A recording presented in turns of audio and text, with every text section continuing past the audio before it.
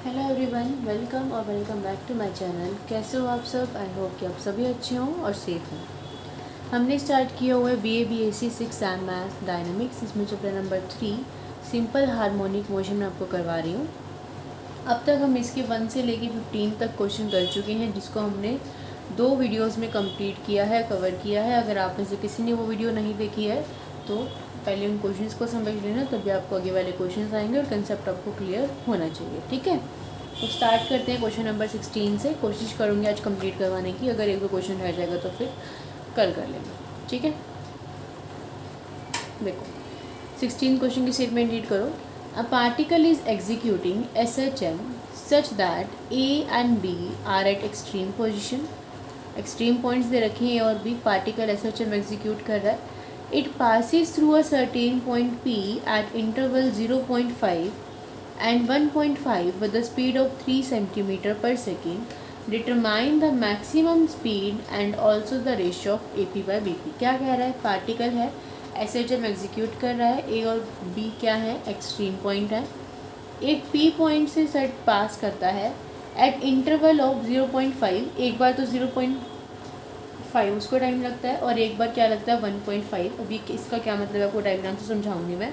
उसकी स्पीड क्या दे रखी है? 3 सेंटीमीटर पर सेकेंड दे रखी है। आपको मैक्सिमम स्पीड निकालनी है और AP बाई BP की रेशियो निकालनी है। ठीक है, देखो डायग्राम बनाते हैं।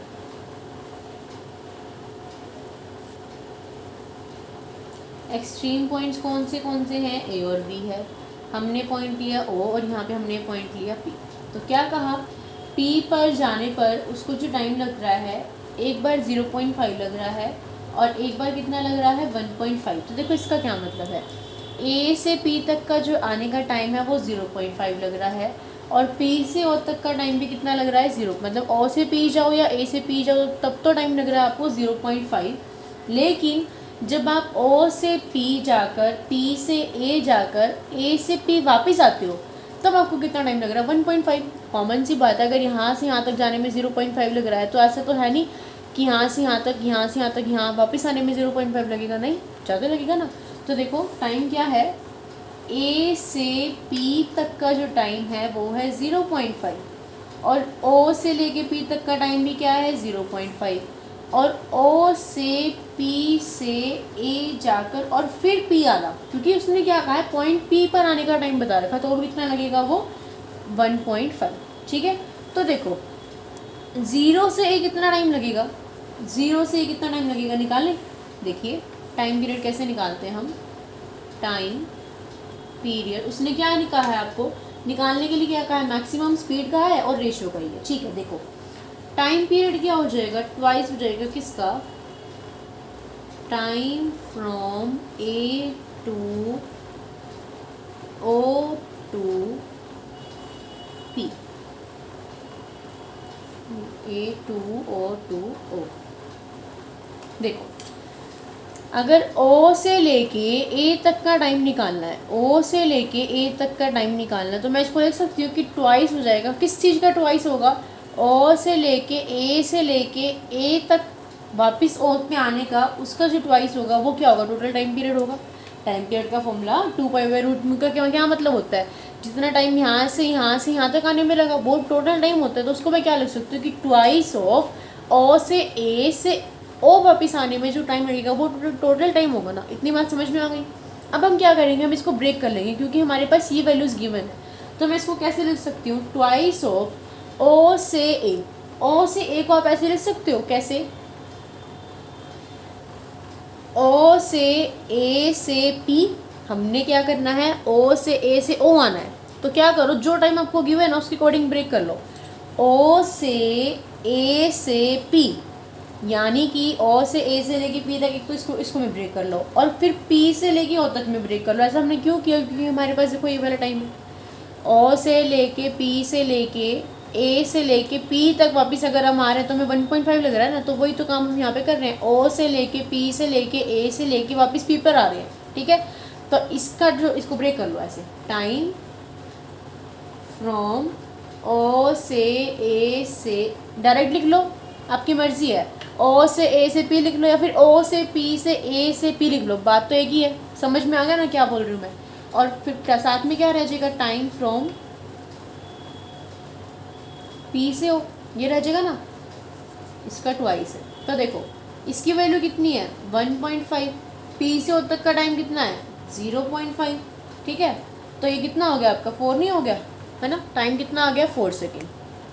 तो टोटल टाइम पीरियड क्या आ गया 4। टाइम पीरियड होता क्या है 2 पाई बाई रूट म्यू, यहाँ से रूट म्यू की क्या वैल्यू आ जाएगी पाई बाई 2 आगे। अब उन्होंने क्या कहा था कि मैक्सिमम क्या निकालो, स्पीड निकालो, ठीक है। मैक्सिमम स्पीड निकालते हैं हम। उस मैक्सिमम स्पीड क्या होती है रूट म्यू ए। रूट म्यू तो आ गया लेकिन ए नहीं आया, तो ए के लिए क्या यूज़ करना पड़ेगा, एक्स वाला फॉर्मूला यूज़ करना पड़ेगा।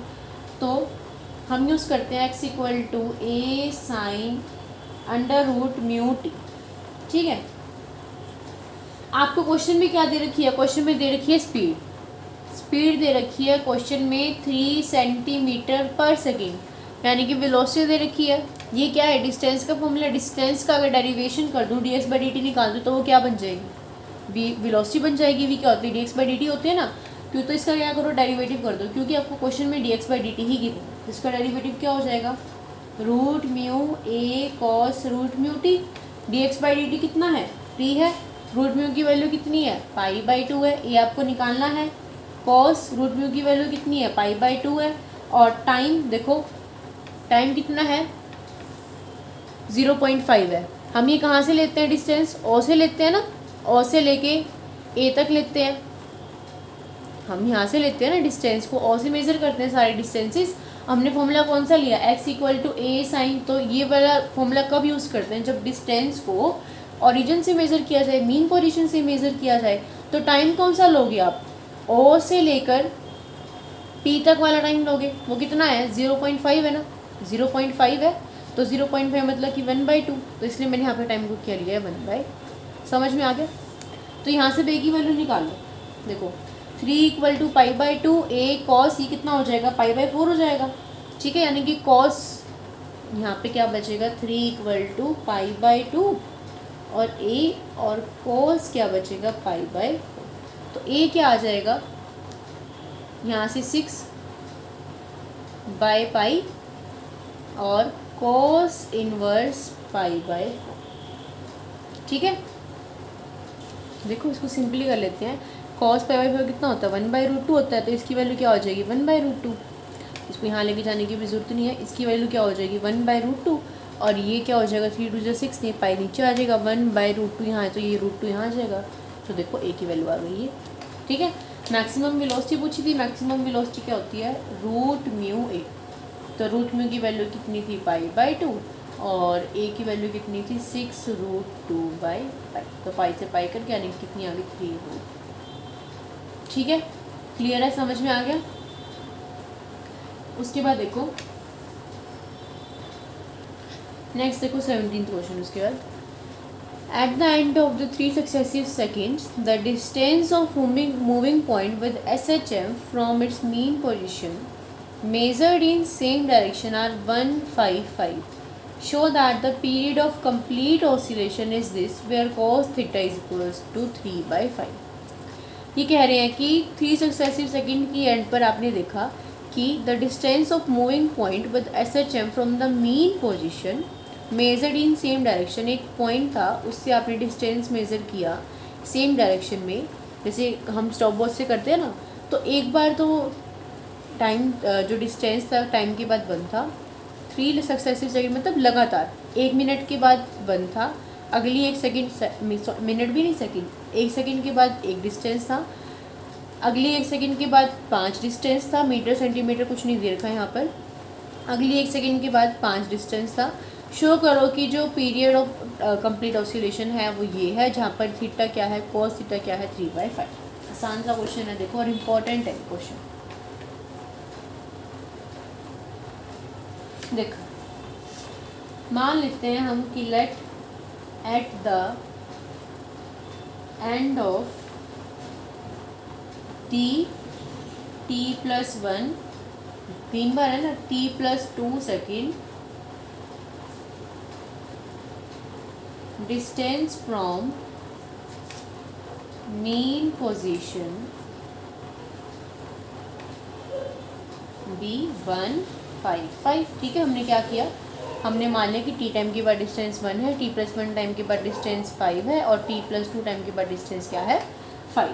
ठीक है, डिस्टेंस का फॉर्मूला क्या होता है जब हम मीन पोजीशन से मेजर करते हैं, x equal to a sine under root mu t, ये फॉर्मूला होता है। अब हम क्या करते रहेंगे, डिस्टेंस की वैल्यू को चेंज करते रहेंगे और टाइम की वैल्यू को चेंज करते रहेंगे, है ना, यही करेंगे। तो देखो फर्स्ट के लिए टाइम x की वैल्यू क्या हो जाएगी 1 ए साइन रूट म्यू, टाइम क्या है फर्स्ट में t ही है, इसको मान लें क्वेश्चन नंबर 2। फिर दूसरे में डिस्टेंस क्या है 5 है, a है, साइन है, रूट म्यू है, टाइम की जगह क्या है t प्लस 1। फिर 5 है, a है, साइन है, रूट म्यू है, t प्लस 2। बस यहाँ पे आपको एक स्टेप लर्न करना है। स्टेप कैसे लर्न करना है, हमें इक्वेशंस को ऐड करना है। और हम कौन सी इक्वेशन को ऐड करेंगे, हम इक्वेशन को ऐड करेंगे सेकंड और फोर्थ को। सेकंड और फोर्थ को भी क्यों ऐड करेंगे, अब हम जब कर लेंगे तब आपको मैं बताती हूँ क्यों करेंगे। पहले यहाँ पे लिखो add equation second and fourth. तो देखो क्या बनेगा, 6 is equals to a sine root mu t plus sine root mu t plus 2, ये बनेगा, ये तो कॉमन आ गया। Sine c plus sine d का फॉर्मूला क्या होगा, 2 sine c plus d by 2 cos c minus d by 2। तो 6 equal to A 2 cos,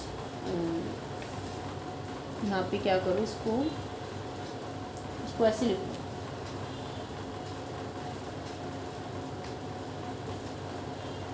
T plus 2 पहले लिख लो, ठीक है, और साइन रूट म्यू टी बाद में लिखो। अब लगाओ इसको फॉर्मूला, तो क्या हो जाएगा 2 साइन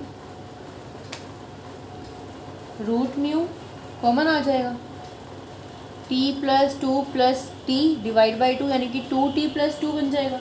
डिवाइड बाई 2 करोगे, देखो 2t प्लस 2 डिवाइड बाई 2 करोगे, 2 से 2 कट जाएगा, यहाँ 2 से 2 कट जाएगा, इसको मैं t प्लस 1 लिख सकती हूँ। तो यहाँ क्या आ जाएगा t प्लस 1, ठीक है। और साथ में कॉस, इसको माइनस करोगे तो t plus 2 minus t cut जाएगा, बचेगा क्या, और डिवाइड बाई 2 करोगे ना, cos c minus d by 2 होता है, तो t plus 2 minus t divide by 2, तो t माइनस टी कट गया, 2 बाई 2 1 बच गया, और बचेगा क्या, सिर्फ रूट म्यू। तो कॉस के साथ क्या आएगा, अंडर रूट म्यू। अब देखो मैंने इन्हीं दो इक्वेशंस को ऐड क्यों करा, करने को तो मैं इन दोनों को भी कर सकती थी, मैंने इसीलिए किया क्योंकि अब मेरे पास वैल्यू है, किसकी वैल्यू है, a sine root mu t plus 1, a sine root mu t plus 1, पूरे की वैल्यू क्या है 5। तो 6 इज इक्वल टू, इस पूरे की वैल्यू तो हो गई 5, बचा कि आपके पास कोस अंडर रूट म्यू, ठीक है। और ये देखो ये a sine root mu t plus 1 की वैल्यू थी 2, ये बचा हुआ है, तो साथ में 2 इंटू, क्लियर है। तो क्या मिला आपको, 6 is equals to 10 cos under root mu, ठीक है। यहाँ से रूट म्यू क्या आ गया, 6/10 कॉस इनवर्स, यानी कि रूट म्यू क्या आ गया, कॉस इनवर्स 6/10, 6/10 को कट करोगे तो क्या बचेगा 3/5, ठीक है।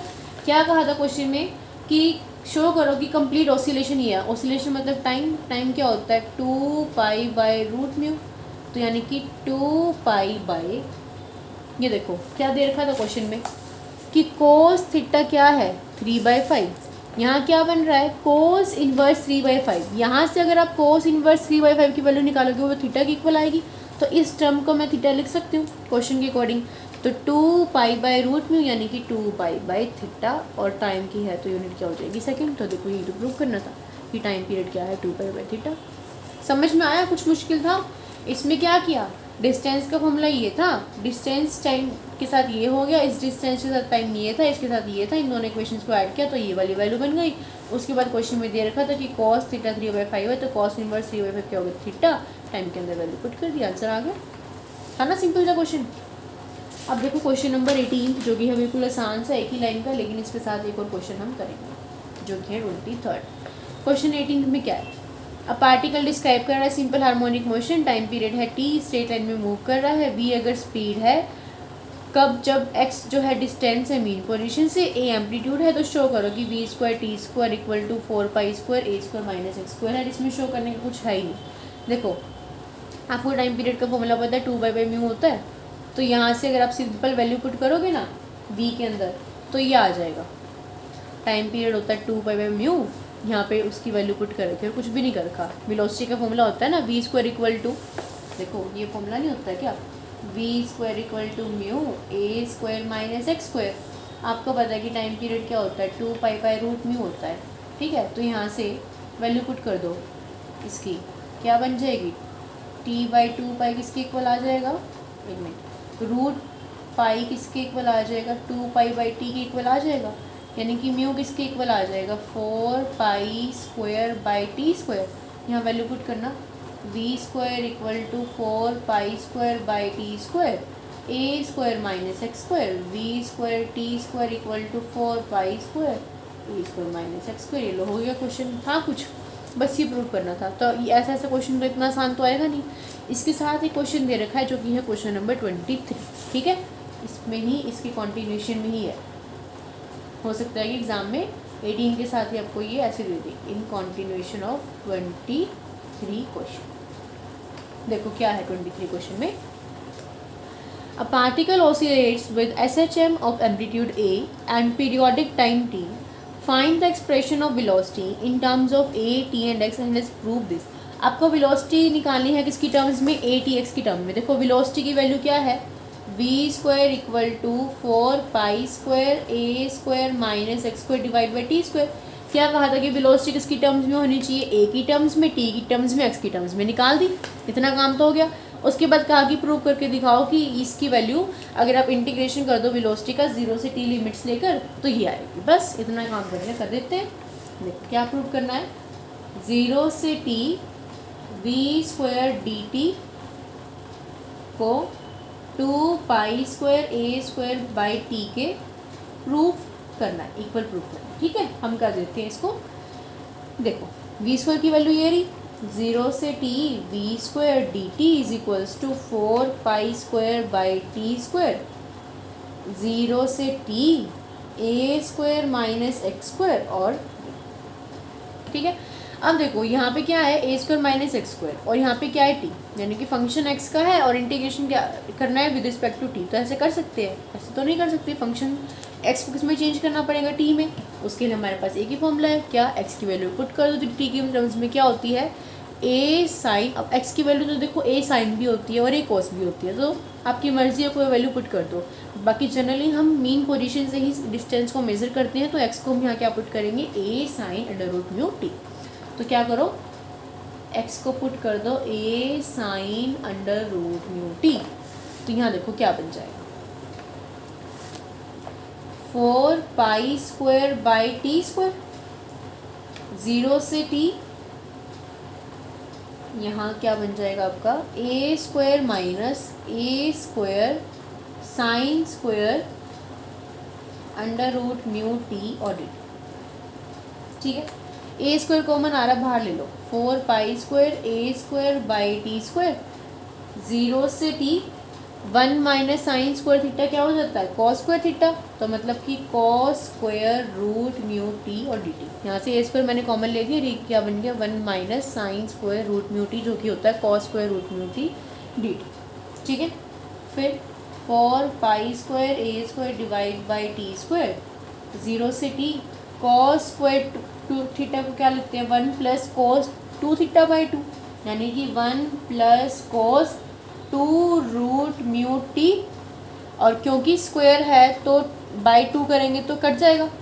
ठीक है, तो क्या आएगा 1 plus cos 2 root mu t और साथ में क्या आ जाएगा। अब इसका कर दो इंटीग्रेशन, तो देखो 4 a square by T square. अब इसका इंटीग्रेशन करोगे 1 का क्या हो जाएगा विद रिस्पेक्ट टू t हो जाएगा, कॉस का क्या हो जाएगा sine 2 root mu t divide by नीचे एंगल आ जाएगा that is 2 root mu. Limits कहाँ से कहाँ तक है, 0 से कैपिटल T तक है। ठीक है, इस 2 को भी यहाँ ले लो बाहर, इस 2 को बाहर लोगे तो ये 2 से ये 4 कट जाएगा, ऊपर क्या बचेगा 2, 2 pi square a square divide by T square. यहाँ वैल्यू पुट कर दो, upper limit minus lower limit, तो स्मॉल टी की जगह क्या आ जाएगा, capital t, plus sine 2 root mu capital t divide by 2 root mu. ठीक है, यहाँ ज़ीरो पुट करोगे, zero plus sine zero zero, तो ख़त्म हो जाएगा। तो सिंपली टी के अंदर यूनिट्स आएंगे आपकी, तो कर दो बट। देखो यहाँ से अब किसकी वैल्यू निकाली थी हमने, 2 पाई रूट म्यू टी। ये देखो यहाँ से रूट म्यू टी किसके इक्वल आ रहा है, 2 पाई के इक्वल आ रहा है। यहाँ क्या बन रहा है, 2 रूट, ये देखो रूट म्यू टी बन रहा है, रूट म्यू टी बन रहा है, किसके इक्वल आ जाएगा, 2 पाई के इक्वल आ जाएगा, है ना। ये किसके इक्वल आ जाएगा, 2 पाई के इक्वल आ जाएगा ना। तो साइन 2 पाई हो या 4 पाई किसके इक्वल हो जाता है, 0 के इक्वल हो जाता है। तो ये सारी टर्म क्या बन जाएगी, 0। तो बचेगा क्या, सिर्फ टी। तो यानी कि 2 pi A square divide by T square तो था ही, और अंदर से क्या बचेगा, टी। तो इससे कट हो जाएगा, तो क्या आएगा, 2 pi A square by T.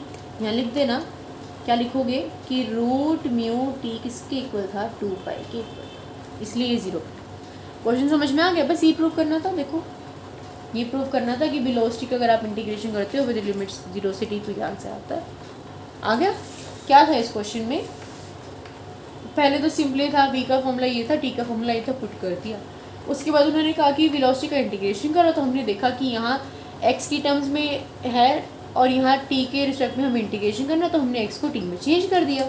यहाँ x की वैल्यू रखी, इसको भी कॉमन लिया, cos का फॉर्मूला लगाया, लिमिट्स लगाई, तो बस ये लास्ट में इस रिजल्ट का यूज़ करके इसको प्रूव करके दिखा दिया। ये था आपका क्वेश्चन नंबर 18 और 23। अब करते हैं क्वेश्चन नंबर 19। ठीक है, पढ़ो स्टेटमेंट क्या है। If the displacement of a moving point at any time t is given by the equation of form is equals to this. Displacement दे रखी है मूविंग पॉइंट की ये, और शो करना है कि पाथ SHM है। इस तरह का सेम क्वेश्चन मैंने आपको कल कराया था। जब भी पाथ SHM शो करना हो तो हमारा काम होता है कि एक्सेलरेशन को हमें डायरेक्टली प्रोपोर्शनल दिखाना होता है, या फिर एक्सेलरेशन को हम क्या दिखाते हैं कि नेगेटिव ऑफ किसकी है, डिस्टेंस की। यानी कि एक्सेलरेशन हमेशा डायरेक्टली प्रोपोर्शनल रहती है distance between, from the centre से लेके वहाँ तक का डिस्टेंस। ठीक है, क्या होता है SHM मोशन, ये होता है ना कि जब पार्टिकल स्ट्रेट लाइन में मूव कर रहा हो और उसकी एक्सेलरेशन एक फिक्स पॉइंट के टुवर्ड्स हो, और वो डायरेक्टली प्रोपोर्शनल हो किसके, distance between mean position and the extreme position. ठीक है, तो यहाँ भी मुझे शो करना है कि ये जो x की वैल्यू दे रखी है, x क्या दे रखी है, डिस्प्लेसमेंट दे रखी है। अब x क्या है, डिस्प्लेसमेंट, डिस्प्लेसमेंट से मुझे क्या निकालना है, एक्सेलरेशन। कल वाले क्वेश्चन में क्या थी, वेलोसिटी, तो अपनी वेलोसिटी का क्या कर दिया था, डेरिवेशन। वेलोसिटी का डेरिवेशन करा, एक्सेलरेशन आ गई। यहाँ क्या दे रखी है, डिस्प्लेसमेंट, तो डिस्प्लेसमेंट का डेरिवेटिव करोगे क्या आ जाएगी, वेलोसिटी। वेलोसिटी का डेरिवेटिव करोगे तो क्या आ जाएगी, एक्सेलरेशन। इसका मतलब 2 बार डेरिवेटिव करोगे तो एक्सेलरेशन आ जाएगी, तो शो हो जाएगा कि SHM है। इतना क्वेश्चन करेंगे। उसके बाद क्या कह रखा है, A, B और K की वैल्यू दे रखी है, और आपसे पीरियड पूछा है, एम्पलीट्यूड पूछा है, मैक्सिमम वेलोसिटी पूछी और मैक्सिमम एक्सेलरेशन पूछी। ठीक है, करें क्वेश्चन को, बिल्कुल आसान सा है। x क्या दे रखा है, A cos KT plus B sin KT। Derivative करो, dx बाई dt होगा, ये क्या होगा, वेलोसिटी, k हमने ले लिया कॉमन, अंदर क्या हो जाएगा cos का, माइनस A sin KT, क्योंकि क्यों लिया मैंने k कॉमन, जब आप इसका डेरिवेटिव करोगे तो क्या आएगा, माइनस A sin KT, और k ऐसे इसमें भी k आएगा ना, तो वो k मैंने बाहर क्या ले लिया, कॉमन ले लिया। अंदर क्या बनेगा यहाँ, B cos KT। ठीक है, एक बार और डेरिवेटिव कर दो, f से डिनोट करते हैं एक्सेलरेशन को हम, d2x बाई dt स्क्वायर, क्या हो जाएगा, तो दोबारा डेरिवेटिव करोगे तो k फिर से आएगा, तो k स्क्वायर को ले लो बाहर, अंदर क्या बनेगा डेरिवेटिव, माइनस साइन का क्या बनेगा, cos A cos KT plus b cos का क्या बनेगा, माइनस साइन, तो माइनस साइन KT। तो देखो f क्या आ गया, माइनस को बाहर कॉमन ले लो, माइनस ऑफ k स्क्वायर, और अंदर क्या बचेगा, A cos KT plus B sin KT। तो f क्या आ गया, देखो जरा ध्यान से, किसकी वैल्यू है, x की वैल्यू नहीं है, x क्या था, डिस्टेंस और डिस्प्लेसमेंट, तो f क्या आ गया, किसके इक्वल आ गया, minus of k square into distance x। ठीक है, तो यही तो होता है। हमारे पास एक्सेलरेशन होती क्या है, हम क्या लिखते हैं एक्सेलरेशन को, ऐसे लिखते हैं ना, अंडर रूट म्यू, एक्सेलरेशन को हम क्या लिखते हैं, अंडर रूट म्यू ए लिखते हैं, ठीक है। तो इसको कंपेयर करो, माइनस म्यू, एक्सेलरेशन होती है आपकी माइनस म्यू ए, तो कंपेयर करोगे तो म्यू की वैल्यू क्या आ गई, के स्क्वायर आ गई, म्यू की वैल्यू क्या आ गई, के स्क्वायर आ गई।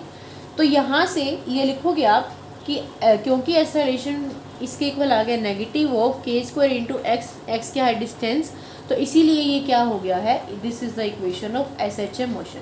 अब क्योंकि मुझे सारे रिजल्ट्स निकालने हैं, पीरियड, एम्पलीट्यूड, मैक्सिमम वेलोसिटी, तो मुझे म्यू चाहिएगा, तो मैंने यहाँ से क्या निकाल लिया, म्यू।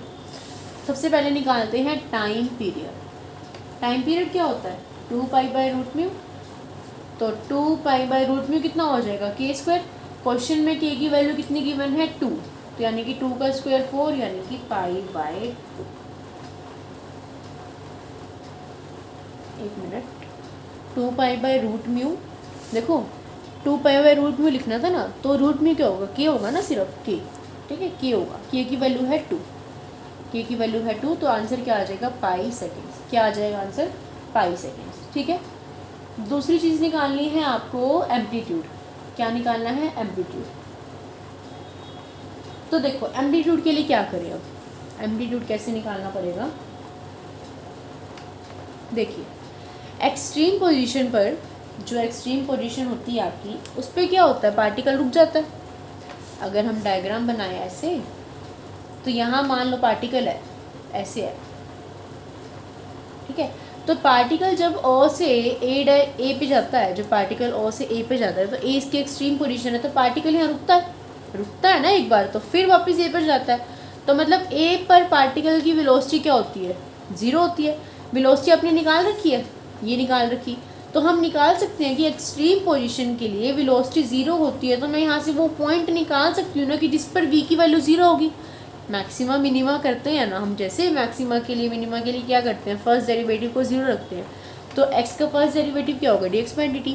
और अगर वो कंसेप्ट भी नहीं लगाना है तो ये कंसेप्ट लगा लो, ये एक्सट्रीम पोजीशन पर पार्टिकल की वेलोसिटी क्या होती है, 0 होती है, तो इसका मतलब वेलोसिटी क्या हो जाएगी, 0। तो हम क्या लिखेंगे यहाँ पर कि ए के लिए एक्सट्रीम पोजीशन पर v क्या हो जाएगा, 0 हो जाएगा। तो देखो क्या बन जाएगी equation, -a sin kt plus b cos kt किसके इक्वल हो जाएगी, 0 की इक्वल हो जाएगी, ठीक है। यहाँ से b cos kt किसके इक्वल आ गया, a sin kt के इक्वल आ गया, और यू कैन से b/a किसके इक्वल आ गया, टेंजेंट kt के इक्वल आ गया। क्लियर है इतनी बात। देखो फॉर्मूला क्या होता है आपको, वो वाला ये होता है, क्या है हमारे पास, टेंजेंट kt की वैल्यू है। टेंजेंट क्या होता है, टेंजेंट होता है परपेंडिकुलर बाय बेस, यानी कि परपेंडिकुलर तो है b और बेस है a, तो बाय पाइथागोरस थ्योरम इसकी वैल्यू क्या हो जाएगी, b² प्लस a² का अंडर द रूट, ठीक है। यहाँ से साइन kt क्या निकलेगा, अब तो निकाल सकते हो ना, सारी वैल्यूज़ हैं। साइन kt क्या होता है, p/h, p कौन है, b, h कौन है, b² प्लस a², ठीक है। और cos kt भी निकाल लो, cos kt कौन होगा, b/h, b क्या है, a/b² प्लस a²। क्लियर है। ये मैंने क्यों किया, ये मैंने इसीलिए किया क्योंकि x की वैल्यू में मुझे पुट करना है, x = a cos kt की वैल्यू पुट कर देंगे प्लस b साइन kt की वैल्यू पुट कर देंगे, तो सारी टर्म्स हमारे पास a और b में आ जाएगी, तो यहाँ से मैं a की वैल्यू निकाल सकती हूँ ना, इसलिए मैंने ये किया। तो देखो अब हम क्या करेंगे,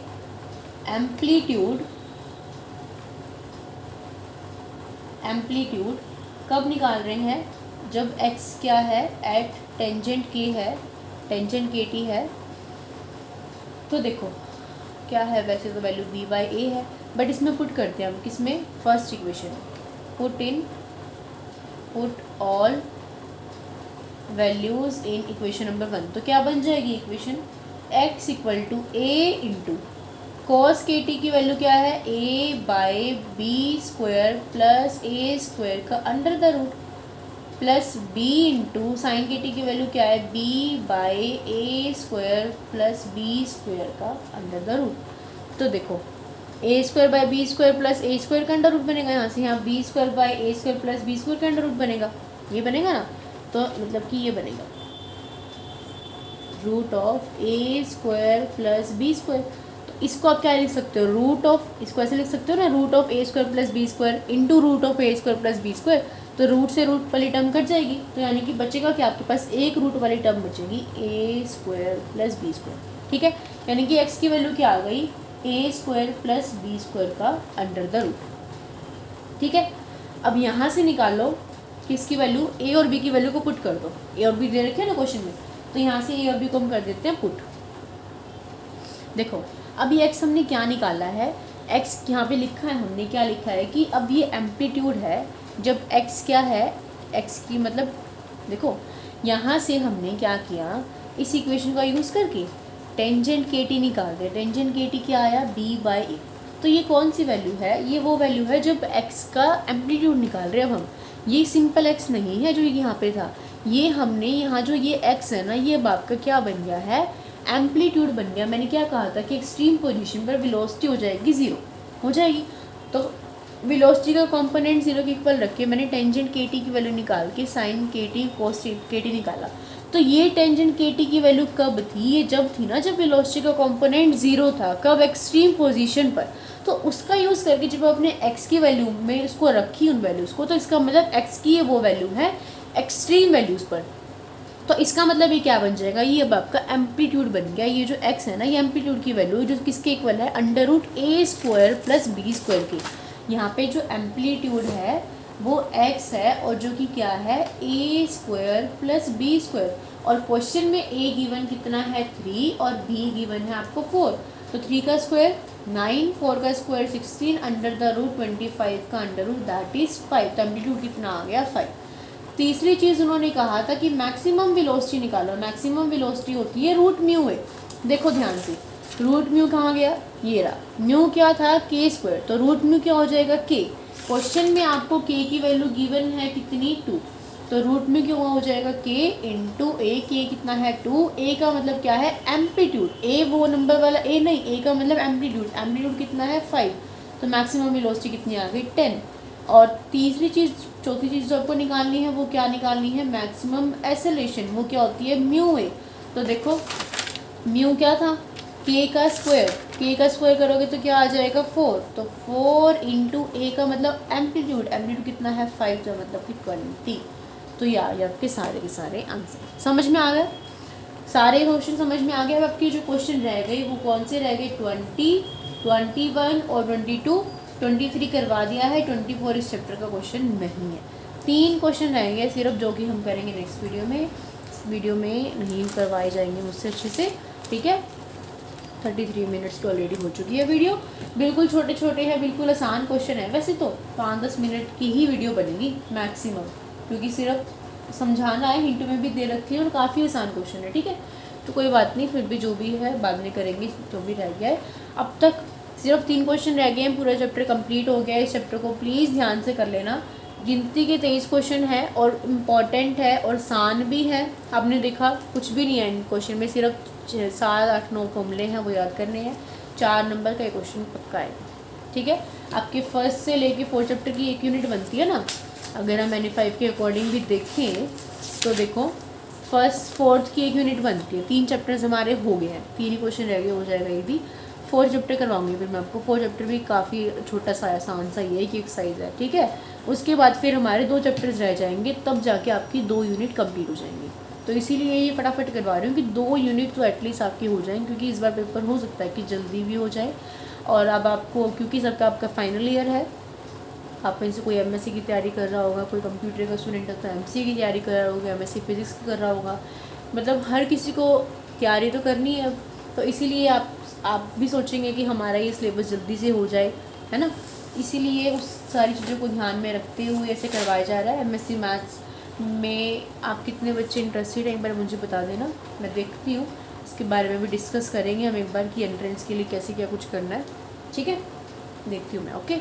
तो आज के लिए इतना ही रखते हैं। आपको ये वीडियो समझ में आ गई हो आई थिंक। अगर समझ में आ गई हो तो प्लीज़ वीडियो को लाइक कर देना, सभी फ्रेंड्स के साथ शेयर कर देना। चैनल पे अगर आप नए हो तो चैनल को सब्सक्राइब करके नोटिफिकेशन बेल को ब्लॉग पे क्लिक कर देना। तो मिलेंगे फिर नेक्स्ट वीडियो में, तब तक के लिए bye bye, take care, keep watching, keep studying.